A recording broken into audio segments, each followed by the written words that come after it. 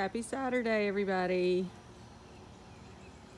It is hot and sweaty here in Dothan today. And we've got some projects going, as you can see. Hey Ron, you're on camera. Hi. I've got him out here helping me this morning. He actually volunteered because he's been playing a bunch of golf lately, hadn't you? Yeah, and I plan on playing a bunch more next week. So he's out here helping me. We have decided that we're going to take up these 2 raised beds. And the reason is I am really excited about extending out my planting area here in the sunny side of the yard.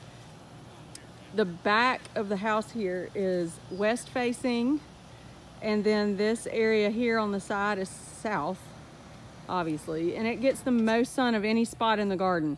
And I have a feeling somebody's gonna comment and say that I'm crazy for taking out the raised beds, but I'm just not gonna pretend that I'm somebody that I'm not right now, and I'm just not a vegetable gardener. I've got so many sun-loving plants that I've run out of room for.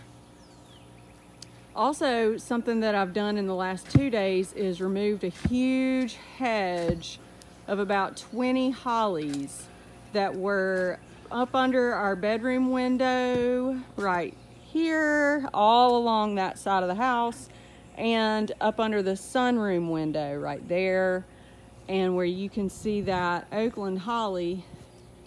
The hollies, let's see, I think the hollies actually, yeah, they went all the way up under the window here, which is the other sunroom windows. So what I've done is I've just taken out that huge hedge of hollies. Break time. Okay, you got 5 minutes. So, I'm just kidding. So what I've done is taken out this huge hedge of hollies, y'all. I mean, it extended all the way across the back of the house. And it wasn't bad. I just have a lot of things that I want to do. And I felt like I could really clean up the look to have a few Oakland hollies punctuate the corners. And my other thought is I would like to put limelight hydrangeas all along this wall here behind that Oakland holly. And then what I was thinking about doing on this tall wall here is maybe put in something with height. And I had thought about 3 emerald green arbor vitae, like here, here, here, and punctuate that wall with some height. And I actually got started on that holly project 3 days ago because of these little guys right here. I went online a couple of weeks ago and I ordered 4 plants, and they are not much to look at right now, but the 3 here are Sonic Bloom Pink Wagila. And they're gonna bloom hot pink. They get about, let's see, 4 to 5 feet tall and wide. So those will go in this bed as well. And this little guy, I'm so excited about. This is a, what is it called? Double play blue kazoo spirea. It is gonna get some real pretty multicolored foliage. I believe the new growth is blue, or either it's the old growth that's blue, but it's just going to be real pretty, I think. And that's a full sun plant as well. And I was running out of places to put my full sun stuff, so I took out the hedge of hollies, and I've got some limelight hydrangeas. I've got my new plants here and some other things that are going to go in this bed. So that's what we're doing today. Okay, let's go over here to the side. I want to show y'all. It's got a bunch of weeds over here in the side, but that's just because I've had so much other stuff to do. I haven't gotten out here and weeded. But I bought 2 blueberry bushes. And they've got some nice little berries on them. It's a limelight hydrangea. Y'all just really ignore all this, because sooner or later in the next few days I'm going to get out here and really weed. Some Francis Mason Abelia and this Texas sage.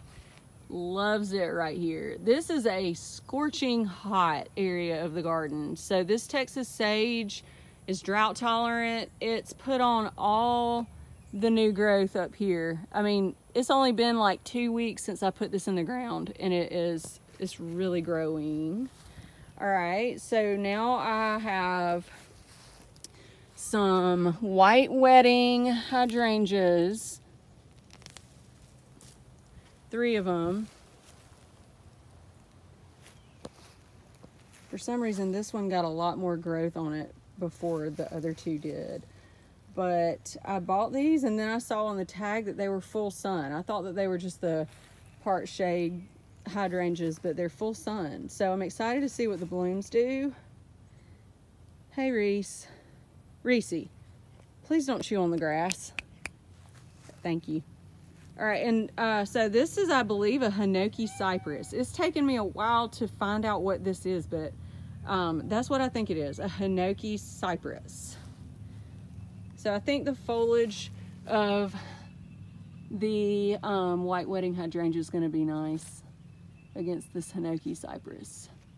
All right, then another white wedding and a touch of gold holly to accent the front of the bed. And okay, now just a little boxwood that I'll probably move, because I have another touch of gold that I need to put in this bed, and I can put that boxwood in another spot. And I have some pink and yellow lantana that I just planted. It should get pretty big, I think. And then I have some more lantana, and this is like the first time, actually I think I had some lantana over at the other garden, but I didn't let it stay in the ground long enough to get mature. So this lantana gets this beautiful peach color on the blooms that I like a lot, and it is full sun. This stuff loves the heat, loves the sun, drought tolerant, and I think the tag on this one said it should get about 5 feet tall and wide.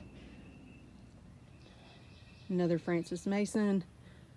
This is a pink pinnacle vitex, so it will get probably 6 feet. It's a smaller variety of vitex. You know, the regular vitex butterfly bushes get huge, but this I got at Dothan Nurseries, and I had them order this for me because I had 2 pink pinnacles over at the other garden, which I left. And I really love it because I'm gonna limb it up and kind of make it into a tree form, I think. And the blooms are like elongated, and they're gonna be a real pretty lavendery pink. Let's see, they're not showing any color yet, but they're starting to bud out. This is another sun lover.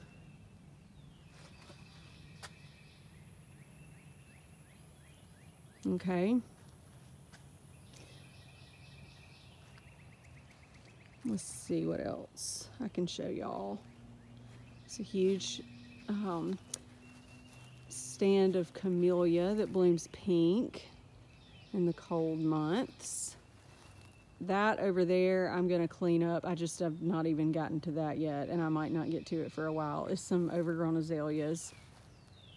The island beds I haven't even really tried to tackle yet because I've had my mind on other things, but this bed right here is coming along. So I transplanted just the other day 3 azaleas. These are encores behind my Carl Fuchs Deodar cedar that y'all might remember I brought over from the other house. And Carl is really loving his spot. Okay, so I put these 3 encore azaleas behind the Carl, and they're gonna bloom pink. And in front of them I've got Twist of Lime Abelia. And what I'm really excited about with these Abelia is that they have been two plants that I've really kind of neglected and have had them in containers. They have not been doing well, and I would look at them and think, man, I gotta find a place for them.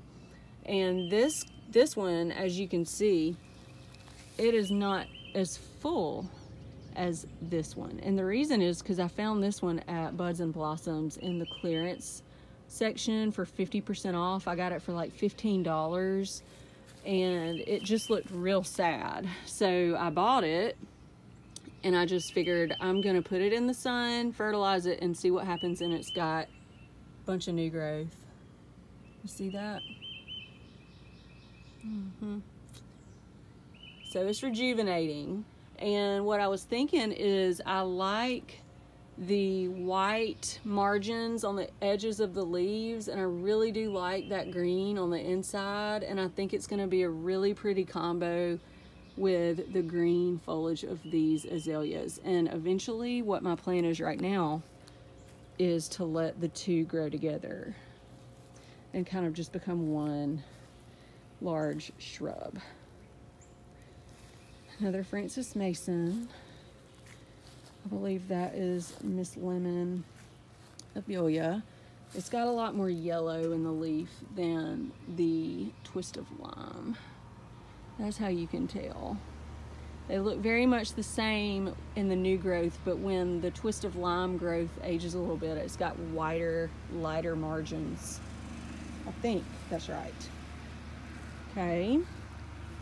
This is another one that I've rejuvenated over here in the sun bed. This is a Miss Lemon that was just, I mean, on the brink of death, and I just planted it over here and kind of left it alone, and it's just looking so much better. A little Blue Star Juniper. It's not looking great, but I'm hoping that it will do okay. Okay, let me stand back and show y'all the front. So this is just sort of a spontaneous video because I just wanted to put something out to you guys today while we were out in the garden.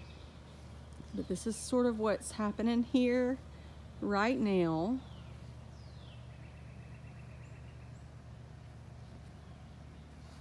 The original Endless Summer hydrangeas have started blooming, and they are a gorgeous pink. I thought they would be blue, but they are pink, which is even better in my opinion because I love pink. And these have got a purple thing going, it looks like.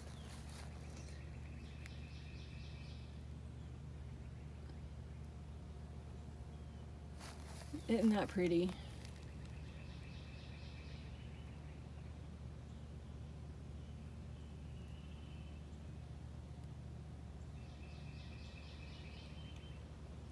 So what my hope is that one day in the not too distant future, these Endless Summer hydrangeas would just kind of all grow together and just be a stunning show of pink blooms against the house.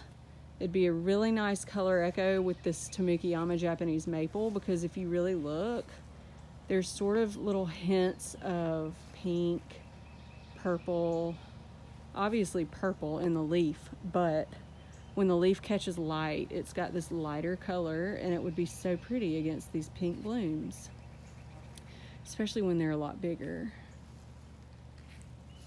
These three plants here are Gold Mop Cypress, and they are absolutely gorgeous. Okay, and they're full sun, and I don't know exactly how big these are gonna get. I know there are some varieties that get really big. I'm thinking, I could be wrong, but like 5 feet tall and wide. I don't think these are that variety. These should stay about 2 to 3 feet tall and wide, and I think they just give such a great pop of chartreuse in the front of this bed, and I think they catch that light color of the leaf of the original endless summer hydrangea behind them. And also the Francis Mason Abelia over here that's sort of near them. I like how they've got chartreuse color but different shaped foliage. I think that's cool. I love putting stuff together that's got the same color yet a different leaf shape. Okay, let's go over here. Oh, look. Ryan's back on the job. Hey, huh? I'm gonna need some help dragging this. Okay, I'm shooting a little video right this second, but I'll be over there in a minute. So my Distilium are really doing good here in the front. And I am about to walk over here and show y'all the last thing that I did in the front recently. And then I'll say goodbye so that I can help him drag all that to the road. There are some violas that are actually weeds because I don't want them where they are. I just haven't gotten out here to pick them up yet. But as you can see, things are looking pretty good here in the front. And last week I put in some ground cover. This is creeping phlox. I went out to Dothan Nurseries and I bought 2 flats of it. And so what's going to happen next year and in the following years in the spring, this is going to be a blanket of pink. This is creeping phlox pink, and then some of it is, I think, a different kind of pink. It's called Drummond pink, D-R-U-M-M-O-N-D. And I can't wait for that because it's just going to be the perfect first tier of the garden. It's just a blanket of pink.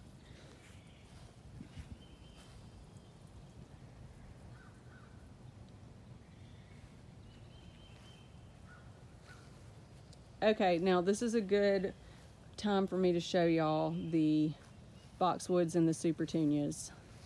If y'all remember in the video that I did a huge prune on these 2 boxwoods, well, look at that. They have done great. I'm still gonna come back in and probably shape them up, maybe make them a little bit smaller balls, but they have put on foliage and are looking so much better.